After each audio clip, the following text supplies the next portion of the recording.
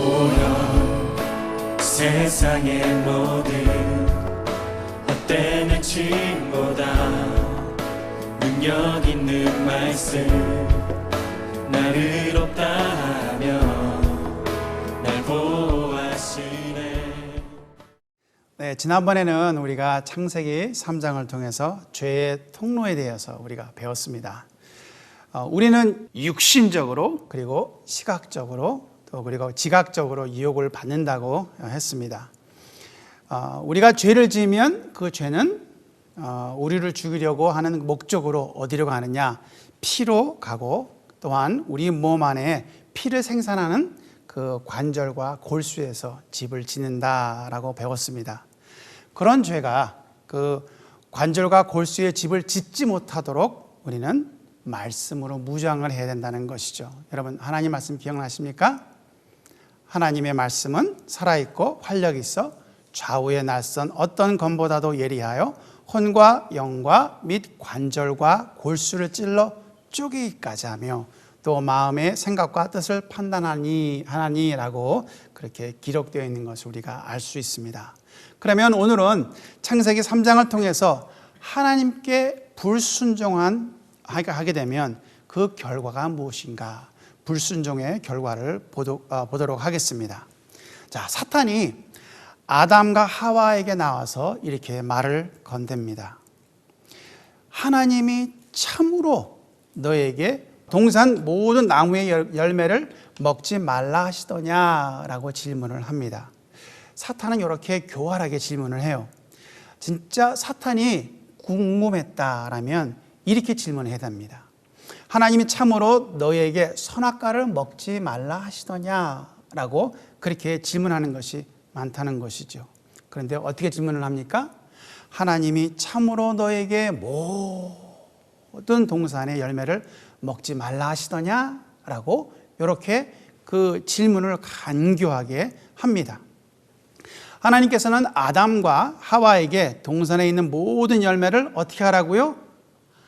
아켈 토게 먹고 또 먹고 또 계속 먹고 원 없이 먹으라 라고 그렇게 권했습니다. 이것은 하나님께서 아담과 하와에게 주신 그 은혜라는 거죠. 근데 그 은혜의 말씀은 사탄이 와서 그냥 짓밟고 말합니다. 다행히 여자가 하나님의 말씀을 기억합니다. 근데 다 기억하는 것이 아니라 부분적으로만 기억한다라는 겁니다. 어떻게 말하냐면 동산나무의 열매를 우리가 먹을 수 있으나 동산 중앙에 있는 나무의 열매는 하나님의 말씀에 너희는 먹지도 말고 만지지도 말라 너희가 죽을까 하노라 라고 이렇게 이야기했다고 합니다. 그런데 어쩌면 하와가 하나님께서 말씀하신 것을 더 잘 지키려고 이렇게 생각했는지는 몰라요. 먹지 말라 그랬으니까 만지지도 말자 그렇게 생각했는지 모릅니다. 유대인들도 탈무드에 보면 이런 게 기록이 되어 있습니다. 안식일에는 여자는 거울을 보지 말라 라고 이렇게 기록이 되어 있어요. 거울을 보는 게 왜 그게 죄인가? 안식일에 거울을 본다는 것은 성경에 있지도 않은데 탈무드에는 그렇게 법적으로 써 있습니다. 여자는 안식일에 거울을 보지 말라. 그 이유가 뭐냐면요, 거울을 보게 되면 갑자기 보다가 머리에 새치를 발견을 해요. 그러면 어떤 유혹이 생깁니까? 아이고, 나는 벌써 흰머리가 나는 거 원치 않은데 하면서 그 새치를 딱 뽑는 순간 이것은 일이라는 것이죠. 그렇기 때문에 아예 처음부터 거울을 보지 말라라는 그런 말씀을 탈무드에 써놨습니다. 어쩌면 하와도 먹지 않기 위해서는 만지지도 말아야지 라고 그렇게 생각했는지 모르겠습니다.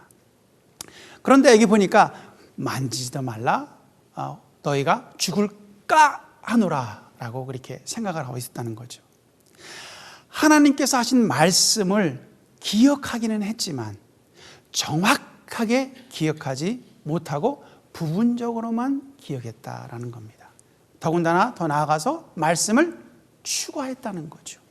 만지지도 말라라고 그렇게 먹으면 만지지도 말라. 그것을 먹으면 죽을까 하노라라고 이렇게 기록됐습니다. 그렇지만 하나님은 뭐라 그랬습니까? 하나님은 먹지 말라. period. 먹으면 반드시 죽는다라고 그렇게 말씀했습니다. 하와가 만지지도 말라 너희가 죽을까 하노라라는 것은 말씀을 추구하고 변경을 했다라는 겁니다. 하나님의 말씀을 내 마음대로 추구하고 하나님의 말씀을 내 마음대로 변경하는 것은 위험합니다. 왜냐하면 예수님은 사도 요한을 통해서 계시록에 이렇게 기록을 했습니다. 계시록 22장에 보면 내가 이 두루마리의 예언의 말씀을 듣는 모든 사람에게 증언하노니 만일 누구든지 이것들 외에 더하면 하나님이 이 두루마리에 기록된 재앙들을 그에게 더할 것이요 만일 누구든지 이 두루마리의 예언의 말씀에서 제하여 버리면 하나님이 두루마리에 기록된 생명나무와 및 거룩한 성에 참여함을 제하여 버리시리라 라고 그렇게 기록되어 있습니다. 하나님의 말씀을 마음대로 빼거나 마음대로 더하거나 하지 말라는 것입니다. 말씀을 마음대로 더하면 재앙이 더해지고 말씀을 마음대로 빼버리면 그 사람은 생명나무와 및 거룩한 성에 참여함을 제하여 버린다라고 이렇게 말씀하셨습니다.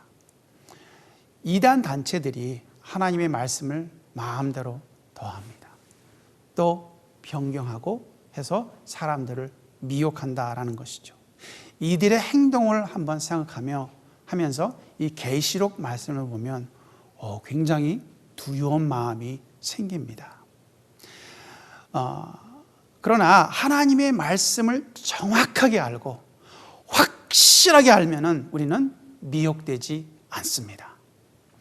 여기 창세기 3장에 하나님의 명령을 정확하게 확실하게 모르는 그 여자를 틈을 타서 사탄은 세 가지 약속을 확인시켜 줍니다. 첫째는 뭐냐 하면 사탄의 약속, 결코 죽지 아니하리라 라고 말합니다. 그 다음에 두 번째로는 너의 눈이 밝아지리라 라고 말합니다. 그리고 세 번째는 너희가 하나님과 같이 되어 선악을 알리라 라고 그렇게 장담을 합니다. 여기 있는 이 본문을 통하여 말씀을 확실하게 아는 것이 얼마나 중요한 것인지를 알려주는 자리입니다. 성경 말씀을 확실히 알아야 시험에 들지 않습니다. 성경 말씀을 정확하게 알아야지 이단에 속아 넘어가지 않습니다.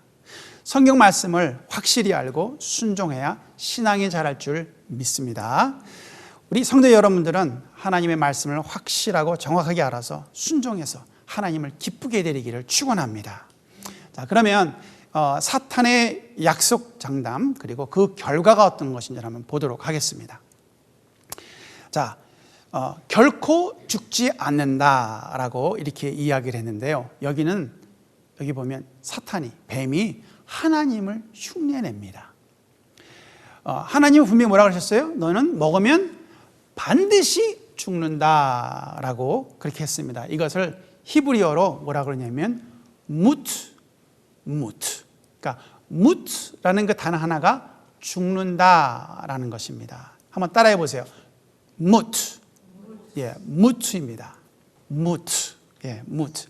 그런데 반드시 죽는다라고 이렇게 이야기하는 것은 이 죽는다를 두 번 반복합니다. 그래서 무트라고 그렇게 말을 하는데 여기 가만히 보니까 사탄은 이 무트라는 그 단어에 한 가지를 더 애다합니다. 무엇을 애다하냐면 low, 무트 그럽니다. low라는 단어는 것은 아니다라는 겁니다. 영어로 말하자면 no라는 것이죠. 그래서 사탄은 low, 무트 말하면서 결코 죽지 않는다라고 말하면서 하나님의 말씀을 정면으로 대적하는 행동을 합니다. 하나님께서는 반드시 죽는다라고 하셨는데 아담과 하와가 선악과를 먹었을 때 어떻게 됐습니까? 죽었습니까? 안 죽었습니까? 안 죽었어요. 안 죽었어요. 자, 결코 죽지 않는다. 로 무트 그랬는데 이 결과는 어떻게 됐냐면 정말 죽지 않았어요. 아담과 하와가 그 선악과를 먹으면 그 자리에서 그냥 죽을 줄 알았는데 죽지 않았다는 것이죠. 사탄이 말한 대로 죽지는 않았지만, 당장 죽지 않았지만 이것은 잠시의 문제라는 겁니다. 사탄의 약속은 즉각적이지만 일시적입니다. 영구적이지가 않는다는 것이죠. Satan's promise is instantaneous but temporary. It's not permanent. 사탄의 약속은 일시적입니다. 뭔가 당장 이루어지는 것 같지만 그거는 잠시의 문제라는 것이죠. 거짓의 아비인 사탄이 그의 거짓으로 아담과 하와를 중으로 몰아넣습니다.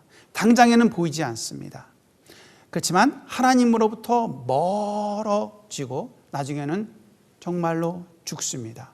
육신적으로 아담은 930세에 죽습니다. 우리는 생각할 때 930년 산 것도 참 오래 살았다라고 생각할지 모르겠습니다. 그렇죠? 그리고 이제 두 번째로 사탄은 선악과를 먹으면 눈이 밝아진다라고 말을 합니다. 눈이 밝아진다. 이 눈이 밝아졌다라는 그 의미는 뭐냐면 감각이 열렸다라는 것입니다. 감각이 예민해져서 예민해진다는 말인데, 감각이 예리하고 예민해져서 선과 악을 잘 구분할 수 있다고 사탄을 장담했습니다. 정말 예리해졌어요. 사탄은 이렇게 선과 악을 잘 구분해서 하나님처럼 선악을 알 수 있다고 이렇게 약속을 합니다. 이 약속에 속아 넘어가서 선악과를 먹은 이 아담과 하와는 정말로 눈이 밝아졌어요. 눈이 열렸습니다. 어떤 눈이 열렸을까요? 어떤 눈이 열려졌나? 사탄처럼 죄의 눈이 열려졌다라는 것입니다. 사람이 선악과를 먹고 나서 선과 악을 구분할 수 있는 그 예리함이 생겼으면 이 선과 악을 구분하고 무엇을 선택해야지 당연한 것입니까? 선을 택해야지요. 선을. 악한 것을 택하지 않고 선을 택해야 되는데, 그러나 사람들의 마음은 무엇으로 가득 찼느냐? 악으로 가득 찼다라는 겁니다. 악으로. 오히려 죄를 더 짓습니다. 우리가 가인과 아벨에 대한 그 이야기를 봐도 압니다. 거기 보니까 벌써 분노가 생기고 시기가 생기고 살인이 있었다는 겁니다. 세상에는 죄가 점점 더 많아지고 있는 것을 성경을 통해서 우리가 볼 수 있습니다. 왜? 선악과를 잘 구분할 수 있는데도 불구하고 선악을 구분하면서 그 선을 택하는 그런 눈이 열린 것이 아니라 오히려 죄의 눈이 열렸기 때문에 그렇다라는 겁니다. 자, 창세기 6장에 보니까 이렇게 기록이 있습니다. 여호와께서 사람의 죄악이 세상에 가득하고, 이 성경을 읽을 때는요 좀 드라마틱하게 좀 읽어야 돼요. 그냥 읽으면 재미없습니다. 그렇지만 드라마틱하게 읽으면 이게 확 와닿습니다. 여호와께서 사람의 죄악이 세상에 가득함과, 가득 채워지는 것 느끼시죠? 그 마음으로 생각하는 모든 계획이 어떻게? 항상 악한 뿐임을 보시고 그랬습니다. 사람들이 선악을 아는데, 선과 악이 구분이 되는데 선을 행하지 않고 뭐를 했습니까? 항상 악했다라고 하나님께서 말씀하십니다. 솔로몬 왕도 전도서에 이렇게 기록을 했습니다. 뭐라 그랬냐면, 내가 깨달은 것은 오직 이것이라. 곧 하나님은 사람을 정직하게 지으셨으나 사람이 많은 꾀들을 낸 것이니라 그럽니다. 꾀를 냈다는 거죠. 이 꾀는 무슨 뜻이냐면요, 계산하는 걸 얘기합니다.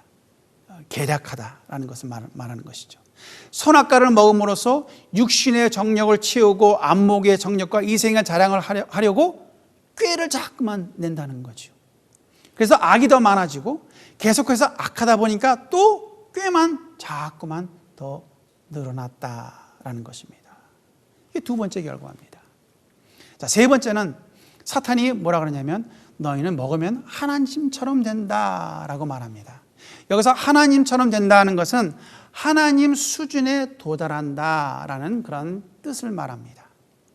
이미 하나님의 형상과 하나님의 모양으로 흙에 티끌에서 창조를 하셨는데 아담과 하와는 하나님의 말씀을 믿고 순종하기보다는 누구의 말을 듣습니까? 사탄의 말을 듣습니다. 그래서 사탄의 말을 들으면서 그 결과가 어떻게 되느냐? 이 사람들은 하나님처럼 되는 것이 아니라 오히려 사탄처럼 됐다라는 것입니다. 하나님처럼 된다고 약속을 받았지만 오히려 거짓의 아비인 사탄을 닮고 말았다는 것이죠. 그래서 사람이 계속해서 악해지면서 죄를 짓습니다. 죄를 지으니까 누구로 닮아가겠어요? 사탄을 자꾸만 닮아갑니다. 그래서 죄를 한 번 지면 두 번 짓고, 두 번 지으면 또 한 번 더 짓고, 나중에는 죄에 대해서 무뎌지고 만다라는 것입니다. 나중에는 아주 뻔뻔스럽게 당당하게 악을 행하면서 산다라는 것이죠. 이렇게 선악과를 먹은 후에 자신들의 모습이 하나님을 닮기는커녕 오히려 사탄처럼 죄의 눈이 열리고, 그리고 죽음에 이르러야 할 것을 깨달았을 때 이 자신들의 수치를 느끼게 됩니다. 여기 7절 말씀에 보니까 뭐라고 써 있냐면 이에 그들이 눈이 밝아져 자기들이 벗은 줄 알고 무화과 나무 잎을 엮어 치마로 삼았더라 라고 기록이 되었습니다. 벗은 줄 알았다라는 것은 자신들이 수치스럽다라는 것을 깨달았다는 것입니다. 그전에는 수치를 모르는 사람이시죠. 수치가 없었습니다. 벗고 다녔어도 수치가 없었습니다. 왜? 하나님과 올바른 관계를 가지고 있었기 때문에, 하나님의 말씀에 순종하면서 하나님의 뜻대로 잘 살고 있었기 때문에 수치가 없었다는 겁니다. 그리고 두려움도 없습니다. 아주 당당하게 잘 지내고 살고 있었는데 죄를 짓고 보니까 무엇이 생겼습니까? 수치를 느끼게 됐다라는 겁니다. 두려움이 생기기 시작했습니다. 그래서 어떻게 합니까? 하나님을 피합니다. 하나님이 두려워서 피합니다. 하나님께서 아담을 찾으실 때 아담이 이렇게 고백을 합니다.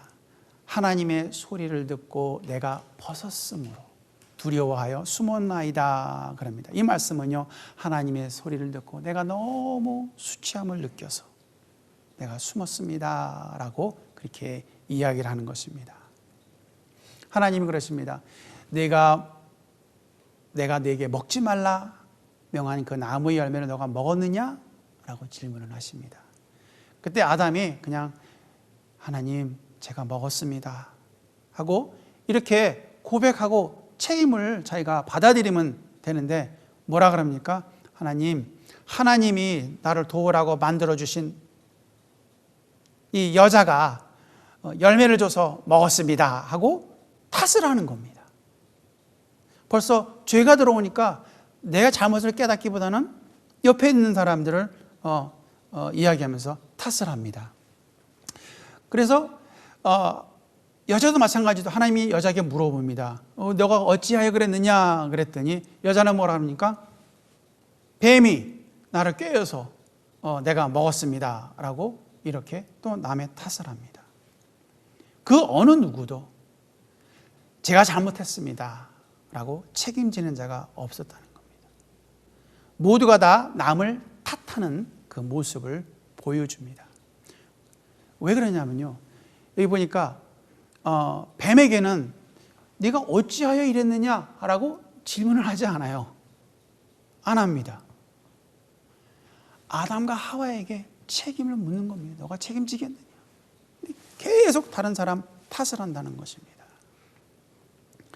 하나님은 뱀에게 네가 어찌하여 그랬느냐 묻지 않고 바로 뱀에게 심판을 하십니다.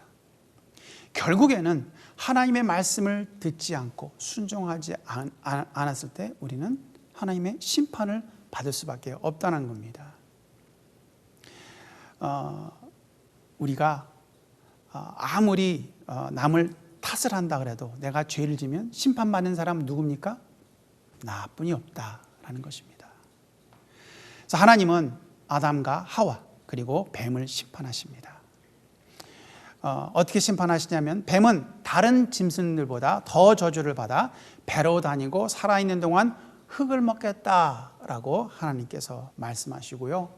여자는 해산하는 고통이 더 커지면서 남편의 다스림을 받는다라고 그렇게 심판하십니다. 죄를 짓기 전에는 하와가 남자를 돕는 배필이라고 그랬습니다. 타락 후에는 돕는 배필이기도 하지만 남편의 다스림을 받는다라고 그렇게 말씀하십니다. 남자는 평생, 그냥 평생이 아니라 평생 수고를 해야 땅의 열매를 먹을 것이다 라고 이렇게 말씀하시고요. 아담 때문에, 사람 때문에 땅도 저주를 받아서 풍부한 열매를 맺는 것이 아니라 가시덤불과 엉겅퀴를 낼 것을 말씀해 주셨습니다. 그리고 아담은 나중에 흙으로 죽을 것이라고 하나님께서 심판을 하십니다. 하나님의 형상과 모양으로 창조됐음에도 불구하고 하나님 수준에 도달하려고 하다가 결국에는 죄로 말미암아 하나님의 형상과 그 모양이 이그러지면서 누구로 닮습니까? 사탄을 닮는 존재가 되고 하나님의 말씀대로 죽음에 이르는 존재가 되고 말았다라는 겁니다. 성경을 잘 모르는 사람들은 그래요. 아유, 하나님 너무하십니다. 그 열매 하나고 뭐 먹었기로서니 어떻게 저렇게 큰 심판을 주셔서 땅의 저주까지 받고 우리가 이렇게 살 수 있게 이렇게 하셨습니까? 라고 할지 모르겠습니다. 아담과 하와가 선악과를 먹은 것은 단지 열매만 먹은 것이 아닙니다. 그 선악과를 먹음으로써 하나님을 도전했다는 겁니다. 하나님께 도전을 했습니다. 마치 사탄처럼 머리를 내밀고 쭉 올라가면서 하나님 한번 할까요? 하고 도전했다는 것이죠. 정말로 무서운 것입니다. 하나님은 처음부터 사람들에게 은혜를 베풀었습니다. 동산에 있는 모든 열매를 아콜 토겔 먹고 또 먹고 많이 먹으라는 그 자유를 주셨어요. 은혜를 베풀어 주셨는데 그러나 사람은 하나님의 은혜를 짓밟고 죄를 지었습니다. 죄를 짓는 그 사람은 하나님께서 심판을 하십니다. 그런데 하나님께서는 창세기 3장에서 죄 지은 그 사람들을 심판으로 끝내시지 않는다는 겁니다. 심판으로 이 사건을 종료하시지 않습니다. 다시 은혜를 베푸십니다. 먼저 3장 15절에 보면 메시아를 통해서 구원받을 것을 먼저 예언하십니다. 여기 보니까 내가 너로, 여기 뱀에게 말하는 거죠. 너로 여자와 원수가 되게 하고 내 후손도 여자의 후손과 원수가 되게 하리니 여자의 후손은 내 머리를 상하게 할 것이요 너는 그 발꿈치를 상하게 할 것이니라 라고 여기서 말하는 여자의 후손은 예수님을 두고 말합니다. 사탄은 예수님을 십자가에 매달아 죽게 하지만은 결국 그 십자가가 사탄의 머리를 상하게 하고 결박하게 하실 것을 예언하는 그 자리가 바로 창세기 3장 15절. 이것을 신학적으로 원시복음, 프로토가스포, 원시복음이라고 합니다. 그래서 이 내용은 그냥 여러분이 참고하시기 바랍니다. 더 은혜스러운 것은 뭐냐면 여기 지금 있는 것 가운데 은혜스러운 건 뭐냐면 하나님은 아담과 하와를 벌거벗겨서 쫓으시지 않습니다. 옛날에 그런 건 얘기 많이 들어봤어요. 너 말 안 들으면 빨개 벗겨서 너 밖에 내쫓는다. 뭐 그런 이야기를 많이 들어봤는데 하나님은 절대로 그러시지 않는다는 거죠. 여기 3장 21절을 보니까 하나님께서 뭐라고 하시냐면 여기 성경 말씀에 여호와 하나님이 아담과 그의 아내를 위하여 가죽옷을 지어 입히시니라 그랬습니다. 이 구절에 가죽옷을 지어 입히시니라 라는 이 두 단어의 문장은 히브리 사고로 피가 흘러가는 동사라고 봅니다. 피가 흘러가는 동사. 가죽옷은 피를 의미합니다. 왜? 동물이 죽었기 때문에. 가죽옷을 만들기 위해서 그 동물은 죽어야 되고 그 동물은 생명의 피를 흘려야만 했다라는 겁니다.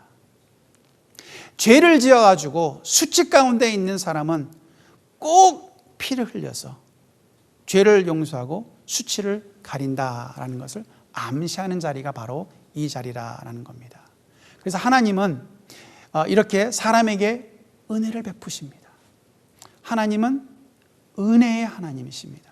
우리는 심판의 하나님, 심판하님이라고 생각하지만 물론 심판도 하시지만 하나님은 은혜로 시작하여서 은혜로 끝내시는 하나님이시라는 겁니다. 비록 아담과 하와가 하나님의 은혜를 짓밟고 죄를 지었지만 하나님은 그 죄의 대가로 심판하시고 또한 은혜를 주셔서 길을 열어주셨다라는 겁니다. 우리 안에 원죄 그리고 우리 자신이 지은 죄가 있지만 하나님은 예수 그리스도를 이 땅에 메시아로 보내셔서 십자가의 죽으심으로 사탄의 머리를 어떻게 상하게 하고 결박하시고 그 십자가의 피로 우리를 구원하시는 은혜를 주셨습니다. 하나님께서 우리에게 베푸시는 그 은혜, 이 은혜를 소중히 여기시고 간직하면서 하나님께 나아가는 여러분이 되시기를 주님의 이름으로 축원드립니다. 네, 기도하겠습니다. 하나님 아버지, 주님께서 저희들에게 많은 은혜를 허락해 주셨지만 주님, 저희들은 주님의 은혜를 짓밟고 죄를 짓는 사람들입니다. 하나님께서 저희들을 심판하셔야 되지만 주님께서 예수 그리스도를 이 땅에 보내시어 저희들에게 은혜를 베풀어 주심을 감사드립니다. 하나님, 주님께서 주신 그 은혜를 감사하게 받아들이며 소중하게 여기며 간직하며 하나님을 섬기며 주님의 말씀에 순종하는 우리가 될 수 있도록 축복하여 주시옵소서. 감사드리며 예수님의 이름으로 간절히 기도드리옵나이다. 아멘. 보여 세상의 모든 헛된 행침보다 능력 있는 말씀 나를 없다 하며 날 보호하시네.